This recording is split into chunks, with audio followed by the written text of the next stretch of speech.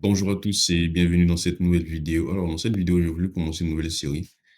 Ça fait suite à un commentaire que j'ai reçu sous l'une de mes dernières vidéos. Alors, le commentaire de l'abonné disait que ça sera peut-être intéressant, voilà, de lancer cette nouvelle série-là. Chaque fin du mois, un peu pour présenter mes performances parce que bon, on fait des vidéos sur le trading, mais c'est important quand même de présenter les performances que chacun d'entre nous qui faisons les vidéos pour un peu plus de transparence. Et donc, j'ai trouvé que c'était intéressant. Et donc, c'est ce qu'on va commencer à faire avec cette vidéo. Et donc, comme d'habitude, avant de commencer, n'oublie pas de liker, de t'abonner. Ça fait plaisir et ça donne la force. Déjà, il faut savoir que pour la suivi de mes performances, je l'ai fait à la main, voilà, avec Excel ou Google Sheet. Vous voyez, ça dit que je vais tout paramétrer moi-même et tout. Je n'utilise pas de logiciel comme un peu tout le monde le fait. Et donc ici, on se retrouve sur le dashboard de Google Sheets. Et donc déjà, la performance du mois que j'ai eu ici, comme vous le voyez ici, monthly percentage, ici, c'est à 12,97. Bon, je sais, ça peut sembler beaucoup, mais on va détailler ça dans cette vidéo. Alors sur le mois, j'ai pris 12 positions, voilà. Les bâtonnets ici, les histogrammes en bleu vers le haut, ce sont les gains. Les histogrammes vers le bas ici, ce sont les pertes. Et donc, en tout, ça fait 12 positions. Sur les 12 positions, il y a eu 8 positions gagnantes pour 4 pertes. Et donc, on va détailler tout ça dans cette vidéo. Alors, il faut dire aussi que je ne suis pas en propre firme. Voilà, je suis en compte propre. Déjà, quand on voit cette performance, ça peut sembler assez élevé, voilà, par rapport à ce qu'on a l'habitude de voir sur les réseaux sociaux. C'est lié aussi à mon style de trading. Et mon style de trading ne va pas forcément avec des propres firmes. Et donc, c'est quoi mon style de trading? Il faut savoir que sur 100% de mes positions, il y aura entre 60 et 70% de scalping, mais avec l'analyse fondamentale. Comme vous le savez, moi, je suis un fondamentaliste. Et donc, ces positions-là, ça va de l'analyse fondamentale, mais en scalping. C'est ce qu'on appelle du trading d'événements risqués. En anglais, risk event trading. Et donc, essentiellement, c'est ce que je fais. Entre 60 et 70% de mes positions, c'est du trading d'événements risqués. Et environ les 30 à 40% restantes, ce sont des positions swing trading ou day trading, tout simplement. Et donc, je vais parler un peu plus de ce que c'est que le risk event trading.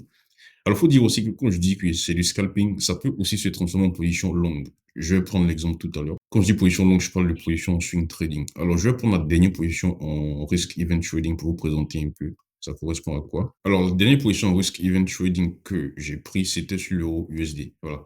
C'était une position en risk event trading, mais que j'ai laissé couler après en swing trading. Pourquoi? Parce que souvent, les données qu'on va avoir en risk event trading vont permettre, ça peut être des données, des chiffres qui peut faire basculer au fait la vue qu'on a sur une devise, vous voyez. Et donc on va laisser couler en même temps sur le long terme. Et donc comment ça se passe? Déjà, en début de semaine, on prend le calendrier économique, on va répertorier. Déjà, on a les contextes fondamentaux. On sait qu'est-ce qui sera important, qu'est-ce qui ne sera pas important. Donc on va répertorier ces chiffres économiques, ces données-là, ces annonces-là. Et ensuite, on va les étudier. Peut-être 2, 3 jours avant, comme ça, on va les étudier avec les arguments positionnels, les arguments fondamentaux. On va regarder assez de choses, voilà, et on va déterminer les chiffres qui vont potentiellement nous donner une bonne déviation, voilà. Parce que je vous donne l'exemple ici. Ça, c'était, comme je vous l'ai dit, ça c'était la dernière position en trading d'événements risqués. Et donc ici, c'est l'euro USD en 30 minutes. Quand vous voyez cette grosse bougie là, ça c'est une annonce économique qui crée ce genre de mouvement-là. Et donc vous voyez que vous avez le temps de rentrer et sortir en scalping.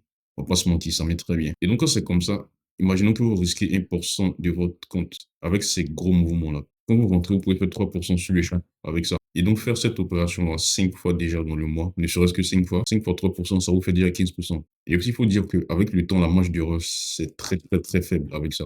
Au début, c'est très compliqué parce que ça ne demande pas seulement des compétences d'analyse et tout, ça demande de la rapidité parce que quand il y a des annonces économiques, ça va très vite, vous voyez. Et donc, déjà, il faut réussir à faire la bonne analyse. Il faut répertorier les annonces ou les données économiques qui vont faire bouger le marché. Il faut déterminer les bons chiffres qui peuvent amener des déviations. Il faut savoir dans quel sens, faut savoir quel sens privilégier. C'est-à-dire que dans ce cas-là, par exemple, si les chiffres là, sortaient à la hausse et tout, bah, j'allais pas rentrer. Actuellement, vu la situation de l'euro, du dollar, la meilleure opportunité, ça allait être à la baisse. Vous voyez. Et donc, quand tout ça est fait, ensuite, il faut avoir ces données-là rapidement. Donc, il y aura des abonnements pour ça et tout. J'ai des fournisseurs de données, il faut les avoir rapidement. Ensuite, quand ces données-là sortent, il faut avoir une capacité d'analyse rapide parce que quand ça sort, tu vas prendre l'information. Parce que souvent, ça peut être seulement 2 chiffres que tu attends, 3 chiffres, et ça peut être assez de chiffres, comme cet exemple-là que je vous montrer tout à l'heure.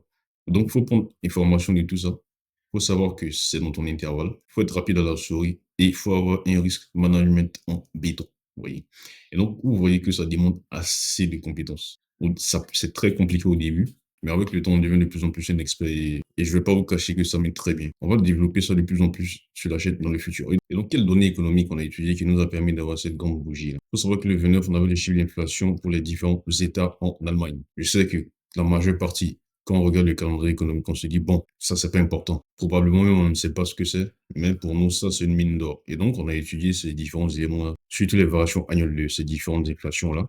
Alors, je vous montre un peu à quoi ça ressemble. Et donc, on met le scénario Dawkins, le scénario Hawkish, les chiffres qu'on attend. Ces chiffres-là sont déterminés à partir de plusieurs éléments, comme je l'ai dit plus tôt. Des arguments positionnels, contexte fondamental et des arguments un peu plus techniques aussi. Et ensuite, on détermine l'actif ou les actifs qui seront plus sensibles à ces éléments-là. Voilà. Et ici, le scénario qu'on privilégie, c'était le scénario Dobich. Vous voyez ici le scénario Hawkish. Le scénario Hawkish n'intéressait pas ici, vous voyez, à cause des arguments aussi positionnels et des arguments un peu plus techniques. Et aussi avec la politique monétaire en Europe et ce dont le marché pense par rapport à cette politique monétaire. Et donc le scénario privilégié, c'était celui-là. Donc, vous voyez qu'ici, il y a assez de chiffres qui vont sortir en même temps, au même moment. Donc, il faut prendre connaissance de ces chiffres-là, il faut analyser ça quand ça va sortir assez vite pour ensuite se positionner assez vite. Parce que quand ça sort, bah, c'est rapide au fait, vous voyez. Et donc, c'est ce qui s'est passé, ces chiffres sont sortis plus bas même que ceux à quoi on s'attendait, voilà. Et donc, tout était rouge, à respecter le scénario Dovich. Et donc, quand c'est comme ça, tu prends connaissance, tu analyses ça rapidement et tu rentres ensuite en position. Et donc, je disais aussi que cette position peut se transformer en swing trading. C'était le cas ici, voilà. Ici, j'ai laissé la position couler, j'ai pris un peu le profit et laissé la position couler. Parfois, ça donne là quand ils sont assis à la baisse ou assis à la hausse, ça peut faire changer la vue du marché sur un actif. Et donc, cette position tourne toujours, je ne l'ai pas clôturée à 100%. Aussi, j'ai une autre position qui coule toujours, c'est le NZDCHF. Voilà, ça aussi, je ne l'ai pas clôturé à 100%.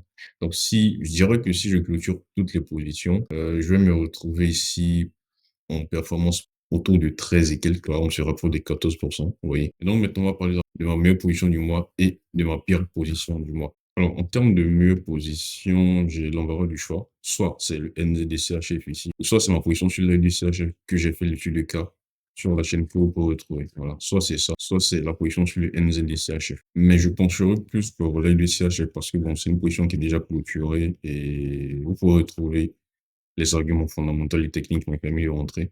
Parce que bon, le NZDCHF, c'est pas clôturé, on ne sait pas ce qui peut se passer. Oui. Donc, ma pire position, c'était sur l'euro-yen. Voilà. Bon, ici, on n'a pas encore tapé le SL, mais je suis déjà sorti. Voilà, je suis sorti en perte ici. S'il y a des questions, laissez-moi en commentaire et on se dit à très bientôt.